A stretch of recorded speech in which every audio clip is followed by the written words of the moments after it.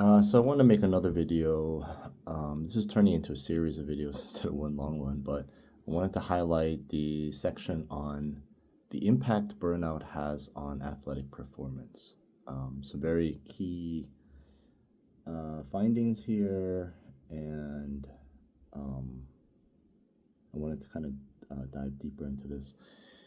It's really relevant, especially to me, because what I think that what I'm looking for right now in my jiu-jitsu career more than anything is to be more consistent in my performance. So that means if I spar 50 times in a week, I do well the majority of those rounds. And if I compete 12 times in a year, I want to perform well in each round. Like I'm not saying like if some guy's like clearly better than me, that's fine. But to be able to win on a consistent basis using the capabilities that I have right now, right? So being more consistent, and I'm not there yet. And that's what's most frustrating, but that's my motivation now.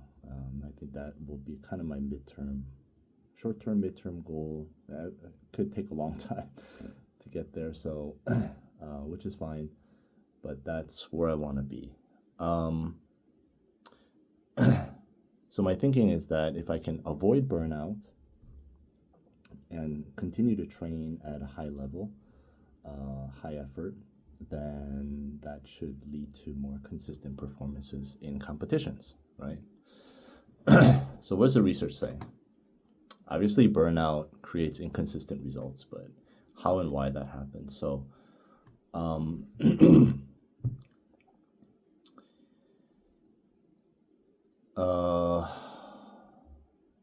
so burnout leads to mental fatigue.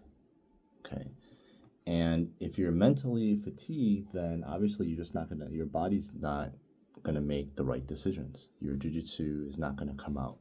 Like I mentioned in my previous competition where I reacted really well and did things, beyond my normal capacity, like a flying triangle, which I never hit.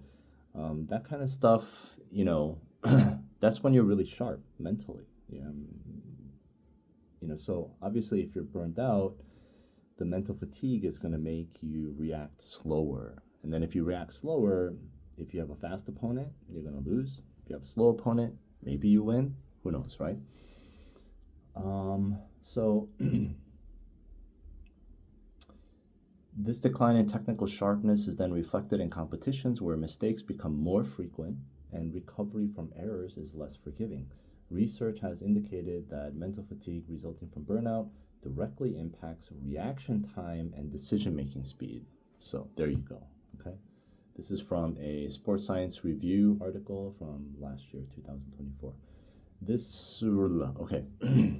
There's a lot more research out there. Team sports, you don't communicate well with your team.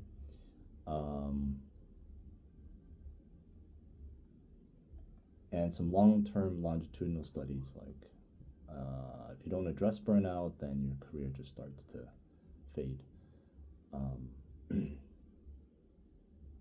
So generally speaking, if you're facing burnout, you have central fatigue, and then your energy levels are fluctuating, right? They're not at a high level for the entire match or for, the 3 hours, like all day that you're competing.